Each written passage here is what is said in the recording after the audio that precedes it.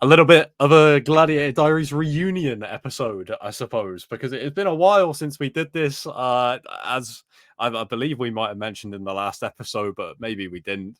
Just schedules and stuff like that. It's difficult to do this. And I felt like where you were at in terms of your preparations and stuff like that, being in between camps, it very much felt to me like you were super focused on just improving every single day, and then also, not, rather than waiting too much and relying on waiting for a fight, using that time valuably to do other things and, like I said, improve every day and stuff like that. So we took a little bit of a break, but I thought it'd be a good idea to have a catch up. It's, like I said, it's been a long time, mate, so it's good to catch up with We you, my back, baby. We back.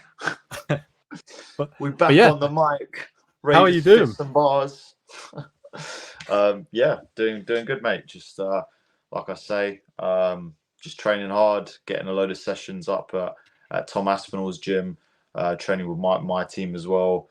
Yeah, like feeling very sharp. Like I say, my weight is low. I'm in shape. My cardio is good. So, whenever that opportunity may be, I'll definitely be ready for it. So yeah, like I say, everything that was said in the previous episode is sort of just a continuation. We just keep it rolling, mate. Keep it rolling. Yeah.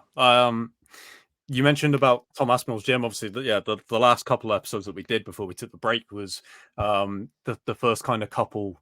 I believe you'd done 2 different trips at that point. We spoke about Yeah. the first one, and then whether there was anything different about going up to the second one, with it being a bit familiar. How many times have you been up?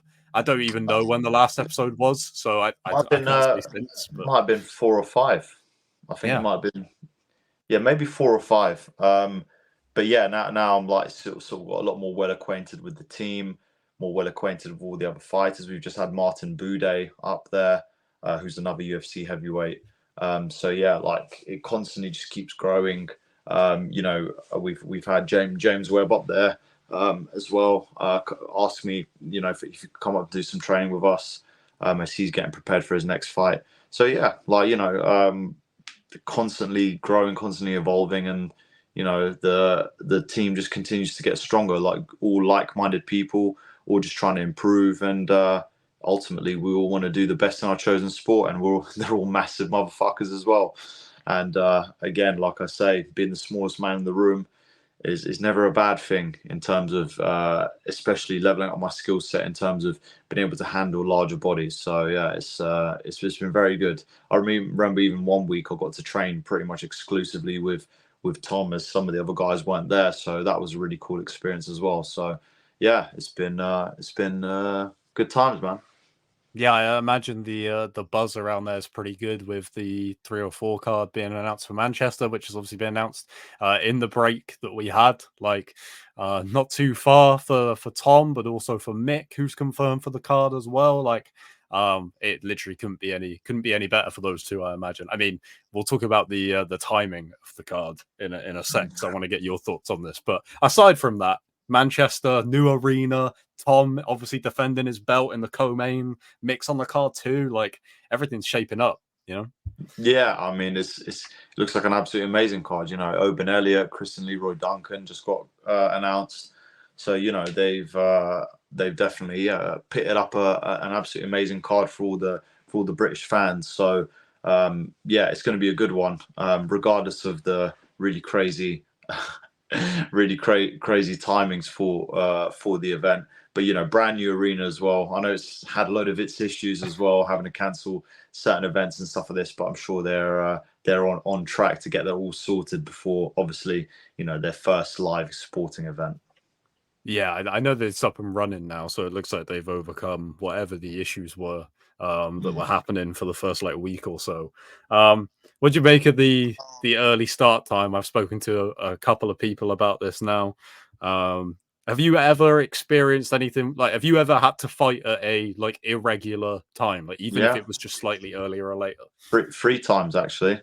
In Really? Australia, I had to fight on Sunday at 10 a.m. Wow. When I fought in Abu Dhabi twice, it was like 2 in the morning. So as a fighter, you just adapt and overcome. It's war mode. Your body naturally acclimates to whatever the situation is. It's just like I say, getting ready for war, getting ready for action. But for the fans, I do feel for them, because we've had a lot of the fights at the O2 done at normal UK time, which is absolutely perfect.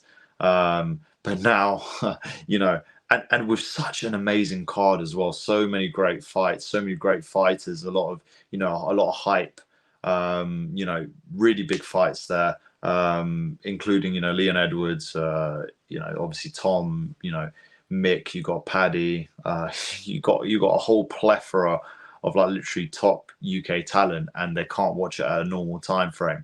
The only thing I guess you could say maybe a plus for fans is that this would be almost towards the end of the night after most of the bevies have been taken down. So they'll be getting out, they'll be getting into the arena full on fight, full on war mode.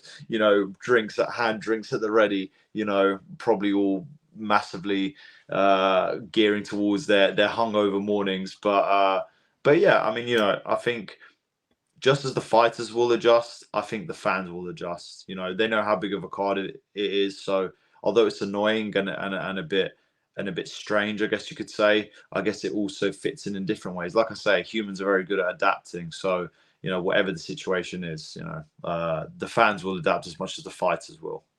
Yeah, you've usually got like a scenario where if you're the first fight of the night, then maybe people aren't necessarily in there yet. Obviously, it takes a little while to actually get in the building, but also people want to stay open. People want to stay out at bars and stuff because I mean, venue prices are crazy. I mean, if you're in London, London prices are also crazy, so it makes less difference. But people want to get drinks in and then head to the event and stuff like that. Whereas the bars will be closing as the card's kicking off. So those first couple of fights of the night are going to be electric, I imagine, right? Like the atmosphere is going to be bouncing from the off. That's another thing. Yeah. I was just going to say, yeah, the other plus side is that, yeah, you're probably going to have a lot of people there for the early prelim fights, or they'll be there like sort of right from the beginning, Yeah. ready to start watching the fights, because usually people don't, they don't start their nights till about 7 or 8 o'clock. When you have most of the UK cards, I think they start at like 6 o'clock or something like this. So yeah, I mean, this means that we'll get a lot more spectators in earlier on in the card, which is a great thing for the early prelim fighters as well. Yeah, I kind of like, and I don't mean this disrespectfully to Leon or Bilal, right? But I think that pretty much everyone would say that you're not really pinning your hopes on that fight being the fight of the night. I think it's going to be they're both great and it's going to be tactical. But I expect the fight to be a bit slower paced compared to some of the fights earlier on in the card. And I feel for Leon, to be honest, because obviously, he's main event in the show and it's a big deal. But that crowd are going to be tired. You're Yeah. talking like 5:30, and then they got 5 rounds of probably what is going to be quite a tactical and strategic fight with, Leon using his striking, controlling the range and things like that. Like he's obviously not going to want to overexert himself and get taken down or anything like that. So, yeah, I feel like it's going to be a weird vibe. I think he did very well in their first encounter until the eye poke Yeah. obviously happened. I thought he was controlling the distance and range and like really landing his strikes and hurting Bilal with shots. So if he can do this sort of game plan once again, in the bigger cage in Manchester, I think it could end up being quite an interesting fight. And I think his takedown defense has improved massively. So I think it'll make it harder for Bilal to impose his game. So I'm actually really looking forward to that fight.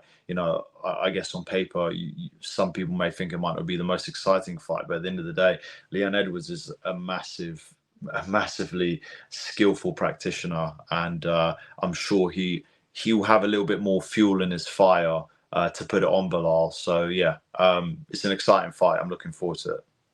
Yeah, I can't wait. Obviously, with Tom and Mick being confirmed for the card, have they kind of let you in already a little bit on how they're preparing for the awkward times? Like, I guess Mick will probably be fighting fairly early on the card, so he might be looking at like a midnight-ish timing, which may not be too bad. But then if you're Yeah. Tom, you're talking 4 a.m., 4:30, something like that. Yeah, I think both of them are probably just gonna, during like fight week and stuff like this, just just like I say, acclimate. I don't think it really needs more than just 1 week, 1 or 2 weeks to sort of train at that particular time frame, mainly during fight week when you're not training with your team or anything like this, just sort of just doing your own thing, like keeping your body moving and sharp in preparation for the event itself. So yeah, I'm pretty sure literally just all during fight week you're going to see everyone smashing pads at like literally like 1, 2 in the morning. I guess it's quite good as well because everyone will be training at different times as well. Like sometimes, when I fight in the evening, I just like to train at a specific time, like Yeah. just normal, and it doesn't really matter. So and usually like a lot of the workout rooms in the hotel and stuff like that are used up. But maybe this time round it will actually be a bit better. Like everyone's going to be, sort of training at a particular or set time, which is all going to be very late. They're going to be hearing a lot of pads smacking around at like 1 in the morning. Yeah. I mean, fortunately, I imagine that the fighter hotel will be booked from top to bottom, but you won't want to be staying on one of those floors nearby. You're not going to get any Exactly. sleep on those nights. Just hearing like loads of grunting in the hallway, pads being smacked about everywhere. A Yeah. lot of testosterone and masculine energy. Well, and feminine energy as well, to be honest with you, because obviously there's girls fighting as well. So yeah, just a lot of everything flowing, a lot of Yeah. everything flowing. What has been kind of catching your eye in terms of what's been happening in combat sports lately? I know that you posted a couple of times over the weekend. We had a couple of big fights, obviously for UK fans. You had Lerone Murphy main event in for the first time, which was cool to see, and then Yeah, obviously Usyk and Fury as well. So it was a big weekend for UK fans in particular. yeah. I thought Usyk did it amazing. I Yeah, mean, watching that fight, Fury obviously had his antics, and trying to stir the game, creating entertainment for the people and stuff like this. And I thought Usyk won the first couple. Fury started to win them all back in the middle rounds, and then towards the end, that's obviously where Usyk started taking over. And if you notice, he was targeting a lot to the body in those middle rounds where essentially Fury was winning the rounds, but he was just finding his range because when it got to the ninth round, he landed that clubber of a left hand, and that's sort of what changed the fight towards the end of the fight. So that was an amazing performance by Usyk, and I really looked up to that because it gives us short 6'3" fellows, like a kind of bit of hope, a glimpse of hope against, maybe some of these taller fighters to do well. So it was very, very, very nice to see that. I mean, obviously it's a shame for Fury not to be able to get the win, but at the same time, he did put on a good performance, and obviously they'll be looking at getting a rematch done. So, but massive fight, and yeah, it was very entertaining for everyone from start to finish. So, again, boxing is back in the mainstream, especially at heavyweight, putting on really big fights. And then Lerone had probably the best performance of his life in that main event, in his first main event at the Apex. Just a bit of a shame, that it doesn't look like he'd be fighting on the Manchester card, but I mean, what a showing, and against a legend of the sport in Barbosa. So, I was obviously very happy for him. And he showed all areas of MMA. He had a really stiff jab, really good jab, and got the takedown, mixing the takedowns as well. And again, like literally outstruck like one of the best strikers, in MMA in terms of Muay Thai and in that division. So, Lerone's moving on to big things. Top 15 now he is, or yeah. top 15 he is. So, making big waves, and it just shows that, like I say, UK MMA is making big moves. Yeah, he's pushing for this Manchester card as well. I think he said the other day that he needs to get, I think maybe an X-ray to see if his nose is broken from the fight, and he was like, "If not, I want to be on there." So, Yeah, I can't. I would imagine medical suspensions would keep him out of it. Although I don't know. I don't actually know what he got. I think so. I mean, listen, if you can, why not? But I don't know. For me, it looked like his nose was broken, because usually when your eyes like swell up like that, that's usually a sign that your nose is broken. I mean, as long as his breathing's okay, and like I say, he gets medically cleared, then bloody why not? Do you know what I mean? That would be absolutely amazing to turn it around that quickly as well. In being in such a massive main event, and then going in and fighting on one of the biggest cards of the year in the UK. So yeah.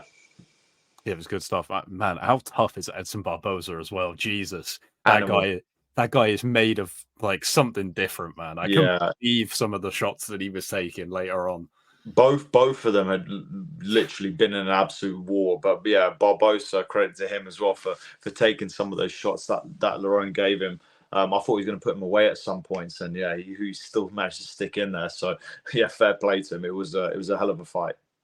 Yeah, you mentioned about the strength of UK MMA right now. We were talking before we started recording about this Manchester card and how many potential fighters you could have on there. Like it is just so many names. Like obviously, I know that they wouldn't have planned for this because he had a fight book, but you could have Jack Shaw on this card pretty easily after his fight ended in strange fashion out in Brazil. You've got like MVP and Ian Gary aren't going to be on there. Like those are two potentially like co-main event names for pretty much any card in the UFC. Like two huge names, and they're not on there. Like it's crazy, honestly, how many people Yeah, that could be the on this yeah card. the talent pool now. I mean, like I think we spoke was well over 20. Do you know what I mean? And who would have thought a couple of years ago that any UK athletes would be doing anything in the sport? You know, in terms of what they're projecting. And you know, if you're looking at it now, there's a lot of UK guys beating a lot of world level guys. So you know, when people say that UK guys can't wrestle, or you know, they don't have certain points in their game, well, clearly they do because they're doing it on the in the pinnacle of the sport. So yeah, it's very amazing to see, and it just shows that you know we don't need to go. Especially now, we don't need to go nowhere to improve our skill set. We can stay right here in our own country, you know, and get some really good bodies together and improve together, and yeah, like take on the world essentially.